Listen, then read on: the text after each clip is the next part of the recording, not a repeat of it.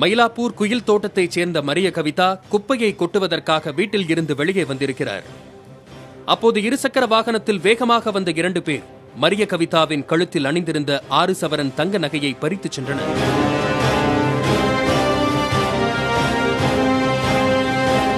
பின்னாடி வரும்போது 2 பேர், ஒருத்தர் ஹெல்மெட் போட்டிருந்தாரு, ஒருத்தர் துணி கட்டியிருந்தாங்க. வந்து என் பக்கத்தில் அப்படியே டேர்னிங் பண்ணி வரும்போது என் கழுத்தை பிடிச்சி செயினை இழுக்கும்போது நான் இப்படி பிடிச்ச உடனே இந்த சைடு பிடிச்சி இழுத்துட்டு அப்படியே பிடிச்சி தள்ளி விட்டாங்க. கீழே தள்ளி விட்டோடனே என்னால் எதுவுமே பண்ண முடியல. நான் உடனே என் ஹஸ்பண்டை பேர் சொல்லி கூப்பிட்டு என் செயினை அறுத்துட்டாங்கன்னு கத்தினோடனே எல்லாம் ஓடி வந்தாங்க. ஓடி வரதுக்குள்ளே போயிட்டாங்க சார். 6 பவுன் போட்டு. இது தவிர சென்னையில் ஒரே நாளில் 6 பெண்களிடம் 45 சவரன் தங்க நகைகளை கொள்ளையர்கள் பறித்துச் சென்ற சம்பவங்கள் நடந்துள்ளன.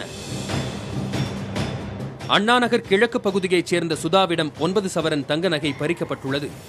இதேபோல் டிபி சத்திரத்தில் சூரியபிரபாவிடம் 7 சவரன் தங்க நகையை கொள்ளையர்கள் பறித்துச் சென்றுள்ளனர்.